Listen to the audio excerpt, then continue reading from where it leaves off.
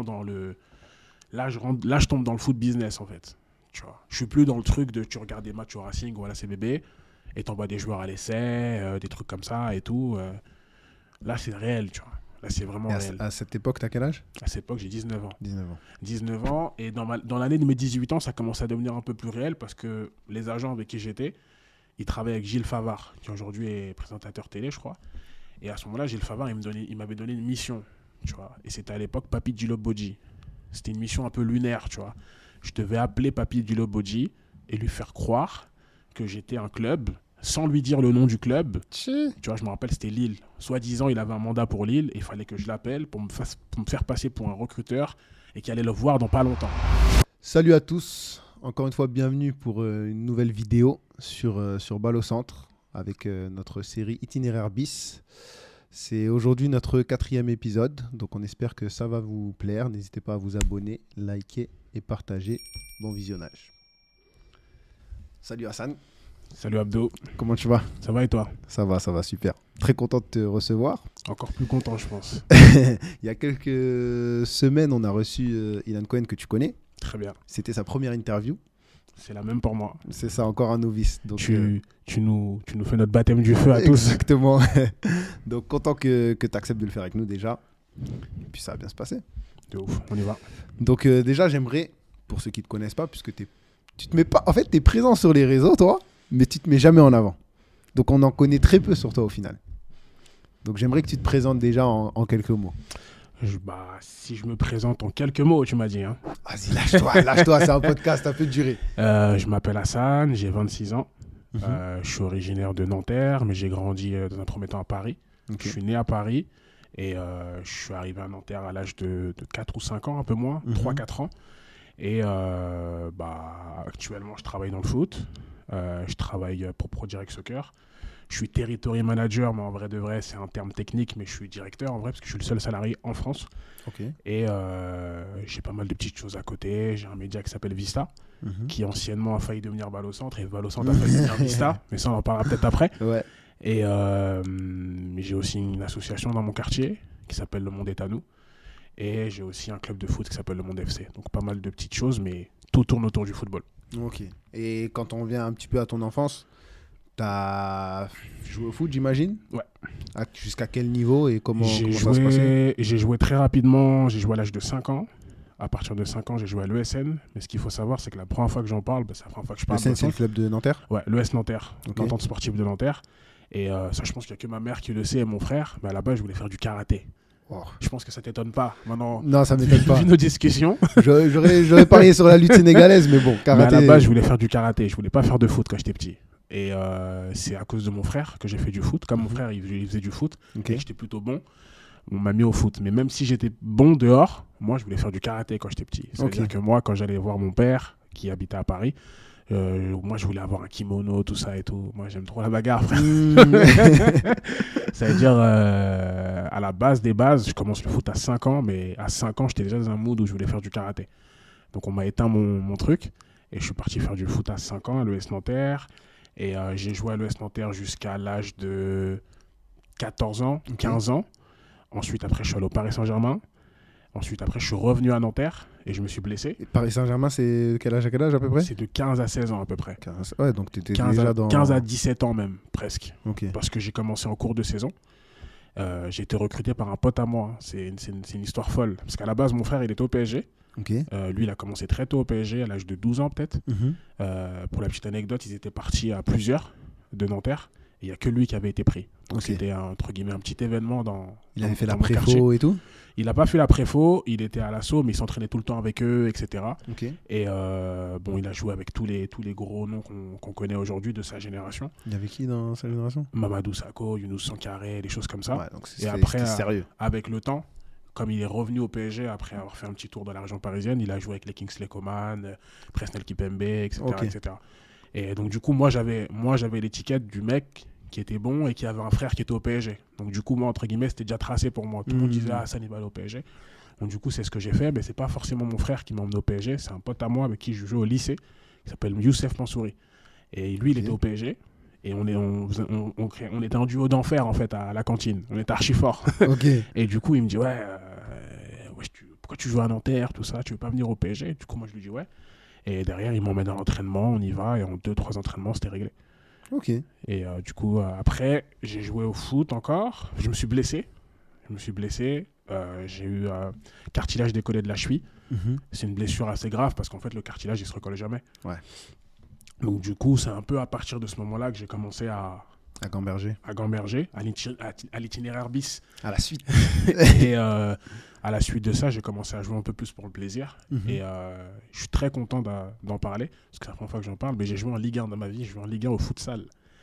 Et donc du coup, je suis reparti au PSG pour faire du futsal, parce qu'il venait de lancer une section futsal.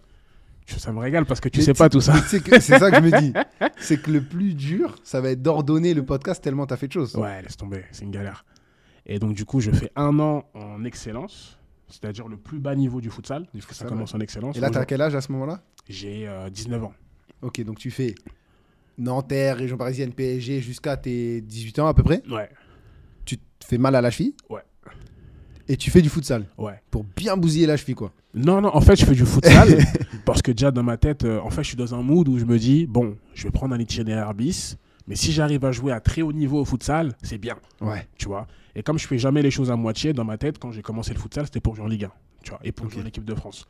Donc du coup, j'ai réussi à jouer en Ligue 1 et j'étais à ça d'aller en équipe de France, mais ils ont pris quelqu'un d'autre de mon équipe qui s'appelle Anas. Ok. Et donc du coup, le truc assez fou quand j'étais au futsal, c'est que j'ai fait 1 an dans le plus bas niveau, c'est-à-dire l'excellence, parce que le club venait de se créer. On a fait 38 matchs, 38 victoires.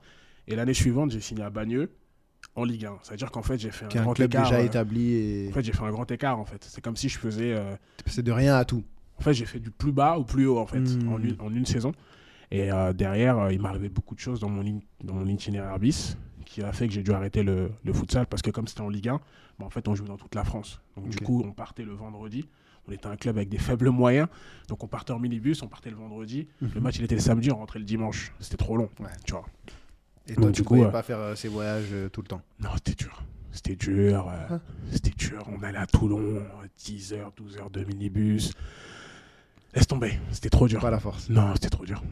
Je kiffais, mais j'avais tellement de trucs à côté qu'à un moment donné, j'ai arrêté, tout simplement. Et au final, tu as préféré le foot à 11 sur herbe ou le futsal? Je ne vais pas te mentir, futsal, j'aimais beaucoup. Ouais. J'aimais beaucoup. Foot à 11, j'ai toujours aimé. Mais futsal, peut-être parce que c'est plus récent. Je sais pas, parce que c'est plus récent. Mais j'ai beaucoup aimé la période futsal. J'ai beaucoup aimé. Après, c'est difficile de choisir. Mais entre guillemets, il y avait des choses dans le futsal que je préférais, tu vois. En tout cas, tu n'as pas pris moins de plaisir au futsal, ça c'est sûr. Ah non, pas du tout. C'était lourd. C'était très bien. Ok. Donc pour un mec qui voulait faire du karaté, finalement, tu t'accroches vraiment à ton rêve de footballeur, tu vois. Ouais. Et j'ai coché la case, j'ai joué en Ligue 1, tu vois. Donc dans ma tête, je dors tranquille. Et donc, vrai passionné. Finalement, à 20 ans, tu te dis, bon, ma cheville, le ci, le ça, tu comprends que ça va être compliqué, mais tu es un vrai passionné. De ouf. Et en vrai de vrai, tout à l'heure, tu le dis, quand je fais du futsal, c'est archi pas la bonne décision pour ma cheville. Bah oui. Mais je le fais parce qu'en fait, je me dis, bon, peut-être un truc à gratter, tu vois, j'essaie de jouer en Ligue 1, on va voir et tout, tu vois, et la cheville, on verra. Mais en vrai de vrai, ceux qui jouent avec moi, ils s'en rappellent, j'avais la cheville morte à chaque fin de match. J'en pouvais plus. C'était trop dur. Ouais. Et comment elle se fait la bascule dans ta tête où tu commences à réaliser et puis il y a forcément un moment où stop. Le foot? Ouais, le rêve d'être joueur, c'est stop. Comment se fait la bascule et dans quel état d'esprit t'es à ce moment-là? En fait, moi, ce qu'il faut savoir, c'est que les conditions de vie que j'ai eues quand j'étais plus jeune, avec ma mère, etc., ont fait que j'ai jamais été naïf, en fait, sur toutes les choses. Il y a une parole d'un chanteur qui dit « Quand on est pauvre, on n'est pas naïf longtemps ».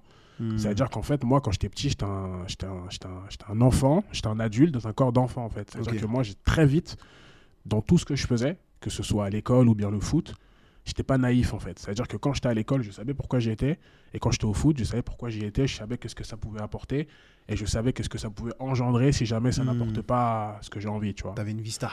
C'est ça, tu vois ou pas? Ouais. Donc en fait, moi, quand je jouais au foot, je me posais 1 milliard de questions. Je jouais pas forcément je jouais pour le plaisir, je m'amusais de ouf. Mais je savais qu'à un moment donné, si je faisais un diagnostic de mes perfs, si je sentais que j'allais pas être bon, j'allais pas pouvoir le faire, j'allais arrêter. Tu vois. Très vite. Est-ce que tu avais une recherche un peu d'excellence, entre guillemets, dans tout ce que tu faisais? Mais même dans tout ce que je fais, en vrai. Et ça, c'est grâce à ma mère. Parce que ma mère, elle était pas dure avec moi, mais elle me poussait toujours vers le max. C'est-à-dire, des fois, j'ai un exemple très frappant qui m'avait marqué de ouf. Quand j'étais en troisième, il y avait un lycée à côté de chez moi qui s'appelle Joliot-Curie, qui est mon lycée de secteur. Okay. Et à ce moment-là, c'est pas le lycée d'aujourd'hui. Le lycée d'aujourd'hui, il est flambant neuf. À mon époque, le lycée, c'était des préfabriqués.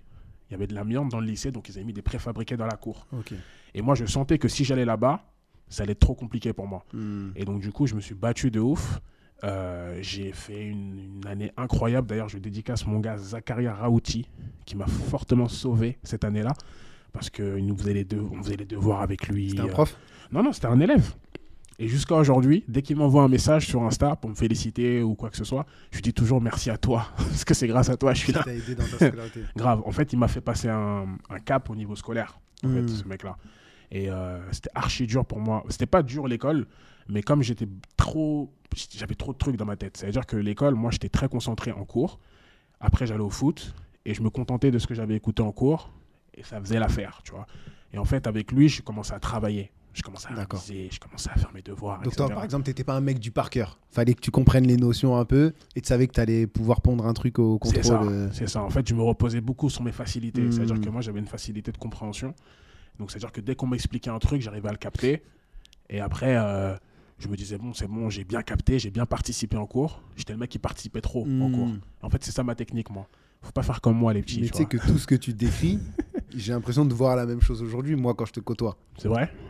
Le gamin que tu me décris, c'est des trucs qui reviennent encore aujourd'hui dans ton caractère. Tu touches à plein de choses, tu t'intéresses à tout, mais au final, plus tu as de choses, moins tu peux entre guillemets, te spécialiser et te focus toute ta journée là-dessus, tu vois. Exactement. Donc ça m'étonne même pas que tu me dises ça. Et moi, c'était vraiment ça, tu vois. Donc à l'école, moi, j'étais pas dissipé, j'étais pas un très bon élève, mais de l'année 3e, si, j'étais un très bon élève. Parce que, en fait, je voulais aller en classe sport.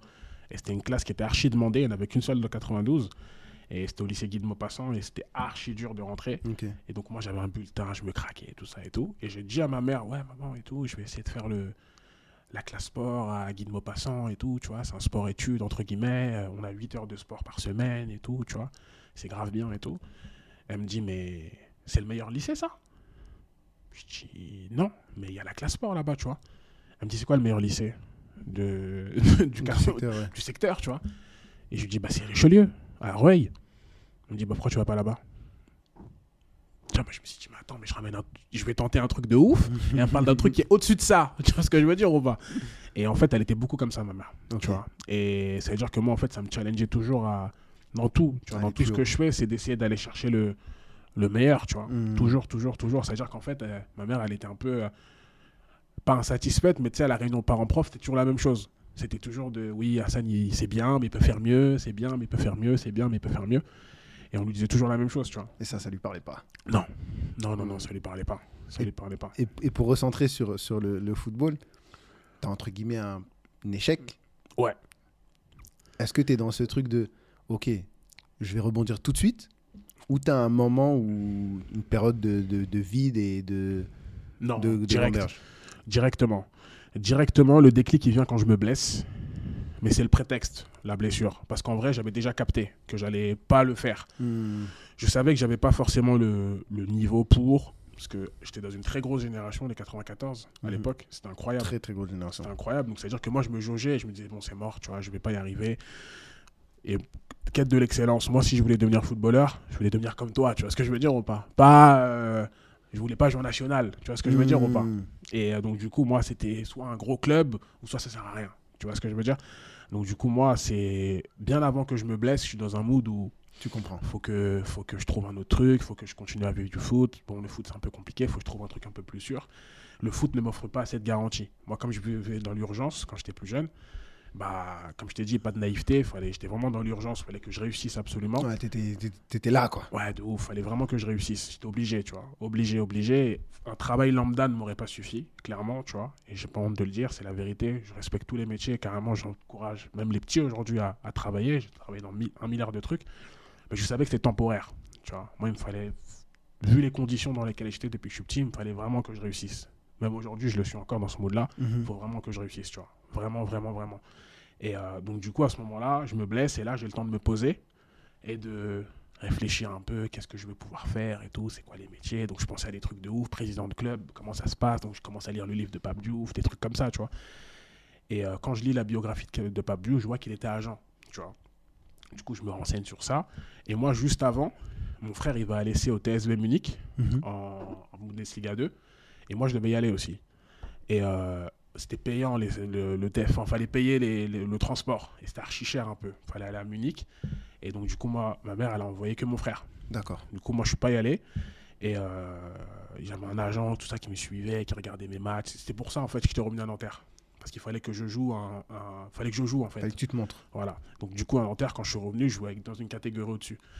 Et donc, du coup, je ne vais pas au TSV. Et en fait, je commence à m'intéresser un peu à tous ces mecs-là qui gravitent autour du foot. Ouais. Tu vois, je me dis, mais attends, mais lui, c'est qui, tu vois, c'est un agent et tout. Putain, il doit bien gagner sa vie et tout. Et tout. Du coup, je me renseigne un petit peu. Tu vois, je commence un petit peu à m'intéresser à ce qui se passe derrière la balustrade, tu vois. Et donc, du coup, y a mon pote Wally, qui aujourd'hui joue à Versailles, qui va aller à Lyon. C'est vraiment ce moment-là. Il va aller à Lyon. Et lui, il était aussi au collège à Colombes, tu vois. Donc, ça veut dire qu'en fait, on faisait le trajet ensemble. C'est un ami d'enfance, presque. Ouais, c'est mon ami d'enfance. Et il est plus petit que moi, mais on était toujours ensemble. Tu vois, on était une bande de 4-5, d'ailleurs, qui sont tous signés en centre de formation. Michael Massel a signé à Sochaux, Wally a signé à Lyon. Il y avait aussi Pierre Daniel, qui était un peu dans notre bande, qui était à Monaco. Et donc, du coup, il y avait moi et un autre qui s'appelle Kiki. Et donc, on était très foot. Et à ce moment-là, Wally, on rentre de l'école, tu vois. Et je lui dis, il me dit, ouais, je dois laisser à Lyon et tout ça. Et moi, je lui parle même pas de son essai. Je lui dis, ah ouais, mais t'as un agent et tout ça et tout. À ce moment-là, j'ai 16 ans, tu vois, 15 ans, 16 ans. Il me dit, ouais, j'ai un agent et tout ça et tout. Je lui dis, ah ouais, il s'appelle comment et tout. Il me dit, il s'appelle Philippe Lambollet. Je dis, ah d'accord, et tout ça et tout, c'est bien et tout ça et tout. Et du coup, je pose des questions bêtes, tu vois. Je jauge. Tu sais où est-ce que tu... Je dis, ouais, il a quoi comme voiture, tout ça. Il me dit, il a une BM blanche et tout. Je dis, ah ouais, d'accord et tout, tu vois. Mais en fait, c'est pas que je suis matérialiste, c'est juste que je me dis, il y a de l'argent. Pour toi, c'était ça, l'idée de la réussite, c'était ça. Même pas, c'est juste que je me dis, il y a un métier, c'est un métier, tu vois. T'en vis et t'es plutôt bien, en fait, quand tu fais ce métier-là, tu vois. D'apparence. À ce moment-là, j'ai 16 ans, tu vois. Donc moi, il me fallait des petits trucs comme ça pour me, tu vois. Du coup, je dis, ah, ok, d'accord et tout. Du coup, mais c'est quoi sa journée à lui et tout? Il a d'autres joueurs et tout ça. Et du coup, en fait, je me renseigne comme ça. Et un jour, je suis chez Wally, histoire vraie. Et chez Wally, sur la porte, quand tu rentrais chez lui, il y avait écrit un truc au marqueur. Là où il y a une volonté, il y a une impasse. Et là où il y a un désir, il y a une impasse. Et là où il y a une volonté, il y a un chemin. Donc en fait, à chaque jour, j'allais chez lui, je disais cette phrase et je rentrais, tu vois, dinguerie. Et ça veut dire qu'en fait, dès que tu rentres là-bas, t'es pas là-bas pour t'amuser. T'es conditionné. Il y a trop de trucs, il y a des marques, il y a des trucs partout. Et en fait, moi, je suis dans un bon mood quand je suis là-bas. Et à un moment donné, je lui dis, ouais, frérot, j'ai 16 ans, tu vois. Je lui dis, ouais, frérot, et tout, t'as signé à Lyon et tout. Je m'intéresse grave au métier d'agent et tout. Il y a moyen et tout, tu me présentes ton agent. Ton agent. Il me dit, ouais. Tu vois. 16 ans. Ouais. Et lui, il a 14 ans, tu vois. Il me dit, ouais, pourquoi pas. Moi, je lui dis, vas-y. Et j'ai dit n'importe quoi. Son agent, c'était pas Philippe Lambollet. Philippe Lambollet était recruteur de Lyon. Et ses agents, son agent s'appelait Guillaume Anglic. Okay. Et il avait un associé qui s'appelait Madison. Et du coup, il me dit, ouais, normal. Et moi, je dis, vas-y. Et il les appelle devant moi. Tu vois. Et moi, je suis comme un ouf et tout. Je dis, ah ouais, trop lourd. Et à ce moment-là, tu te rends compte de ce qui se passe ou... De ouf. Ou t'es dans un rêve un peu? Non, à ce moment-là, je me rends compte de ouf, mais je me dis, putain, je crois que j'ai fait un truc de ouf. Tu vois. Je crois que j'ai fait un truc de ouf et tout ça et tout. J'ai fait n'importe quoi. Et du coup, il les appelle devant moi. Et ils disent, du coup, il explique, ouais, il y a mon pote et tout ça et tout. Il aimerait devenir agent. Du coup, c'est comment, tu vois?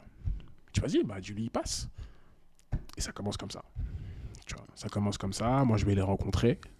C'était à Paris, je me rappelle, c'était au Sentier. On mange un grec et tout ça. Il m'explique un petit peu le délire et tout. Et je me rappelle, ce jour-là, il me donne un magazine L'Équipe. Et il y avait le transfert d'El Arabi aux Émirats. Tu vois. Et il y avait écrit les indemnités de transfert, les trucs et tout. Donc tu toi, vois. Et là, je suis dedans, frérot. Ouais. Tu vois ou pas? Là, je suis dedans. Je vois des sommes de ouf et tout ça et tout. Tu vois. Et là, je me dis, ouais, je vais faire ça. Je me dis, je vais faire ça. C'est ça, la vraie histoire. Tu vois, je me dis, je vais faire ça. Mais à ce moment-là, c'est pas tangible, tu vois. C'est un truc que je vois comme ça. C'est un truc que je vois. Donc, en fait, ça commence par le tour des terrains. T'as une idée du métier, mais en réalité... De ouf. Et en fait, moi, je veux que apprendre. Moi, je veux juste apprendre, je veux rien d'autre. Je veux juste être là et comprendre, tu vois, sentir le truc. Donc, en fait, ça passe par le terrain. Donc, à ce moment-là, moi, j'ai 16 ans. J'ai le pied dans le plâtre et tout ça, ou soit je suis en rééducation. Et en fait, je me mets à regarder des matchs de mecs de mon âge, à 16 ans, tu vois. Et je suis dans Tu un te mets en mode mood. recruteur presque. Ouais, de ouf. Et je suis agent, en fait, dans ma tête, tu vois. Enfin, je me conditionne en mode, le terrain, c'est plus pour moi. Moi, je me forme derrière la balustrade. Moi, j'ai fini avec ça. Si je reviens un jour, ce sera pour rigoler. Mais en tout cas, moi, je suis derrière la balustrade. Maintenant, j'ai capté. Moi, c'est ça que je veux faire, tu vois. Là, ici, j'ai plus de chances de réussir, en tout cas. Toi, t'étais connecté, 16 ans. Ouais, de ouf. Et dans ma tête, j'étais vraiment dans un truc. Ici, là, derrière la balustrade, j'ai plus de temps pour réussir, même si en soi, j'en voulais pas autant, parce que, comme je t'ai dit, j'étais dans l'urgence. Mais j'avais plus de garantie, en tout cas.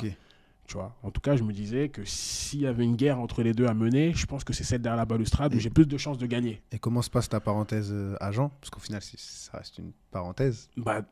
Ça va très vite au début. Ça va très vite parce qu'il y a mon pote Michael Malsa qui est à Sochaux, qui lui aussi m'a beaucoup aidé parce qu'il me donne un dossier en fait directement, tu vois. Lui, je lui en parle, je lui dis ouais frérot, je vais devenir agent. Et je lui dis pas que je veux devenir son agent à lui, tu vois. Et il me dit ah ouais, tout c'est bien et tout ça et tout, nanani, nanana, t'as raison et tout, patati, patata et tout. Mais lui jusqu'à aujourd'hui, il aurait voulu que je continue le foot, en vrai. Parce qu'il m'en parle des fois. Tu sais, il me pique un peu et tout, tu vois. Par exemple, aujourd'hui, quand je lui dis ouais, mais j'étais bon, Mickaël, il me dit non, t'étais claqué. Tu vois, tu sais, il rigole avec moi, tu vois. En mode, t'étais nul, tu vois pas. Genre, t'étais nul, fallait pas arrêter. T'es nul, tu vois pas. En gros, t'as rien fait, t'es nul. Et donc, du coup, on se charrait beaucoup là-dessus. Et lui, il me donne un dossier direct, en fait. Et il était chez Jérôme Roussillon. Non, il rentre de chez Jérôme Roussillon, qui aujourd'hui joue à Wolfsburg. Et il m'appelle et tout, il est au centre, il m'appelle et il me dit ouais, Hassan et tout, normal. Et là, en fait, quand j'y réfléchis, quand j'y reparle, parce que j'en parle jamais, parce que j'en parle même pas avec lui, ça relève un peu de la folie, tu vois, parce qu'en vrai, il avait 15 ans, moi j'avais 16 ans, et on est déjà dans un autre mood, en fait. Et il m'appelle, il me dit ouais, il y a Manuel Kabi, qui a pas de club. Et il est chez Jérôme et tout, il est grave fort et tout. Tu veux pas faire un truc pour lui? Moi, je dis bien sûr, frérot. Donc en gros, il dit à un mec de 16 piges, ouais. 0 expérience. 0, j'ai jamais rien fait. D'être l'agent de son pote qui a lui-même 14-15 ans. Non, lui, il est plus grand, il est 93, dis-toi. Donc t'allais être l'agent d'un mec plus âgé que toi. De ouf. Ok. C'est ce qui s'est passé. Du coup, moi, j'appelle Manu, je l'appelle et tout ça. Et toi, t'es en mode agent. Ouais, fort, direct. Je dis même pas mon âge. Tu vois pas. Je l'appelle, ouais, salut Manu, tu vas bien et tout ça et tout. J'ai eu l'information comme quoi t'avais plus de club, parce que tu peux m'expliquer ta situation et tout, tu vois. Du coup, je suis dans le mood, tu vois. Et du coup, j'en parle aux agents maintenant avec qui je travaille, tu vois, qui sont Guillaume Anglic et sa sœur, Cécilia. Et puis en plus, tu ramènes un dossier direct, donc je ramène un dossier, le dossier il est intéressant, tu vois. Et le dossier, on le signe, frérot. On lui trouve un club, tu vois. On lui trouve un club, il signe à Aubervilliers, en CFA. Moi, je fais pas grand-chose de la signature, mais entre guillemets, c'est moi qui ai ramené le dossier. Et derrière, truc de ouf, tu vois. Moi, je suis trop content. Je fais ma première, entre guillemets, signature de mandat. Je me rappelle, c'était à l'hôtel Le Méridien, à Porte-Maillot. Et ce jour-là, il y a le frère de Manu qui dit ah, mais c'est toi et tout qui nous a appelés. Mais t'as quel âge, toi? Tu vois ce que je veux dire? Et moi, du coup, je suis le mec et tout. Non, je suis assez jeune et tout, mais bon et tout. Tu veux pas dire? Non, je dis pas. Et du coup, à ce moment-là, quand je fais ça, je suis agent dans ma tête, tu vois. Mais je le garde pour moi. C'est-à-dire que j'en parle pas. T'es surtout un barjo. Ouais. Mais il faut de la folie, frérot, parce que sinon, c'est impossible. Tu vois? C'est impossible, sinon. Sinon, t'ouvriras jamais les portes fermées. En fait, je partais du principe où, tu sais, j'aimais bien me dire, quand on part de zéro, tu vois, tu peux pas tomber plus bas, entre guillemets, du niveau dans lequel t'es. Tu vois. Et moi, je partais vraiment de zéro, même du -1, tu vois.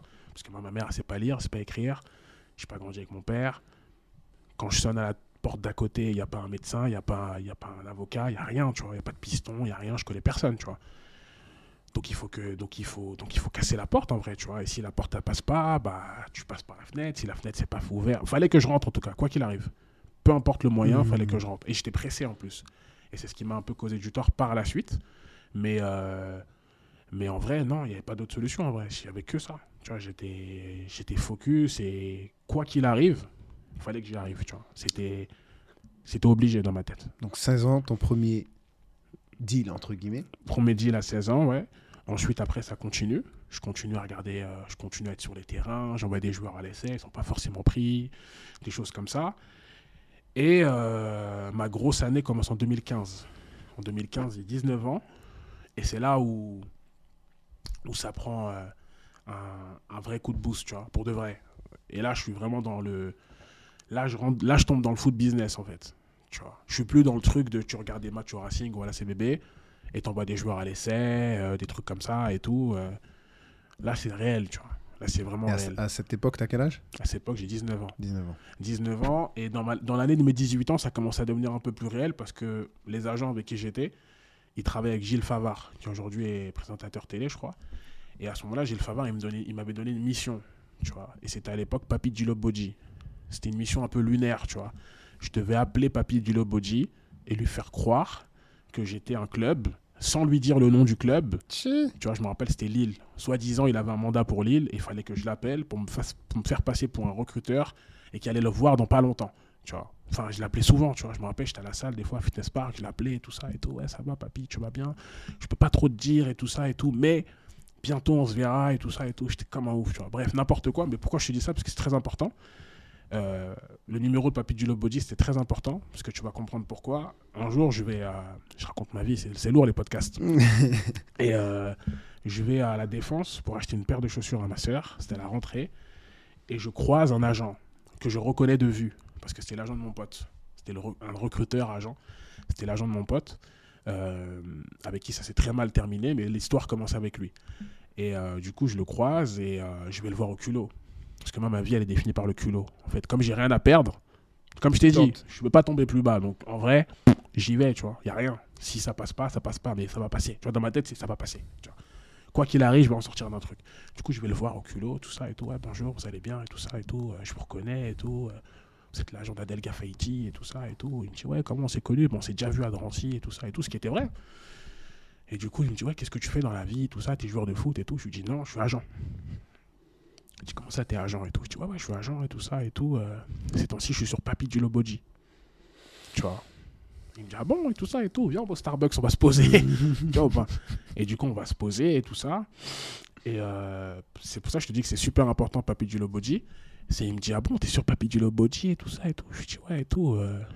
Il me dit, c'est quoi son numéro et tout? Je dis, pourquoi et tout Toi, tu es le mec genre méfiant, je vais pas te donner le numéro. Mais j'étais archi méfiant. Et j'ai bien fait d'être méfiant. Parce qu'en fait, lui, il avait pas le bon. Tu vois ou pas? Parce que lui aussi, en fait, il voulait Papi Djilo Bodji. Parce que tout le monde le voulait à ce moment-là. Et du coup, il regarde dans ses notes et tout ça. Il avait un cahier avec plein de numéros et tout. Et il me dit, mais attends, mais je comprends pas et tout. Moi, j'ai un numéro de Papi Djilo Bodji et tout. Mais ça répond pas et tout ça et tout. Il y a personne qui a son numéro. Tu vois. Personne n'a le numéro de Papi Djilo Bodji à ce moment-là. Il était archi fort, tu vois. Il était à Nantes. Ah, juste avant qu'il signe à Chelsea. Et moi, je lui dis, bah, je l'ai, moi. Quand je l'appelle, il me répond, moi. Tu vois.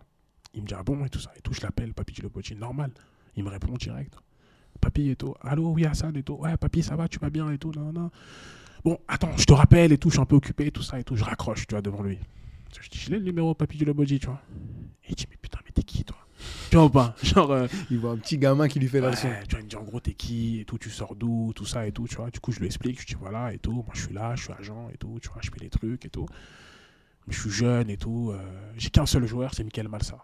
Tu vois, qui est mon pote, tu vois. En vrai, c'est même pas mon joueur, c'est juste que c'est mon meilleur pote. Et du coup, on discute, on parle et tout. Et il me dit, ouais, il me fait des petits pièges, il me demande un numéro de tel agent, de tel club, je lui donne, tu vois, bref. Il teste un peu mon truc et après il me dit, bon, ok, d'accord, j'ai capté, toi t'es chaud, t'as envie de travailler? Je lui dis, ouais. Il me dit, je travaille pour une boîte anglaise. Et à ce moment-là, il dit le nom de la boîte. Et moi, je comprends rien à ce qu'il m'a dit, tu vois. Je vais t'emmener sur des joueurs, tu vas aller les voir, tu vas me dire s'ils sont bons ou s'ils sont pas bons. Et après, on verra ce qu'on fait. Moi, je lui dis, ok, vas-y, ce que tu veux, tu vois. Il me rappelle, je me rappelle à ce moment-là, je travaille au centre. Il me rappelle, il me dit, ouais, il y a un joueur là qu'on doit aller voir. Il s'appelle Yacine Fortuné. Il joue à Lens. Il y a Arsenal qui le veut. Il y a tous les clubs et tout ça. Je t'expliquerai. Rendez-vous demain à l'aéroport de Charles de Gaulle. Il me dit, par contre, viens pas en jogging. Moi, je lui dis, je viens comment? Il me dit, tu viens en costard, ce que tu veux, mais viens pas en jogging. Viens en costard et tout ça et tout. Moi, j'ai pas de costard, frérot. C'est-à-dire que je pétais un truc à mon frère et tout ça, tu sais, des trucs de mariage. Tu te déguises en vrai. Ouais, de ouf. Truc de mariage que mon frère, il mettait, tu vois. En plus, il avait des vrais trucs, mon frère. C'est-à-dire, j'étais bien. Tu vois pas. Je suis arrivé, j'étais frais. Tu vois, une petite paire de Prada, tout ça et tout. J'étais frais de ouf. On dirait que j'avais fait ça toute ma vie, tu vois. J'arrive et tout, costard et tout. aéroport, et c'est là où je capte vraiment dans quoi je suis tombé.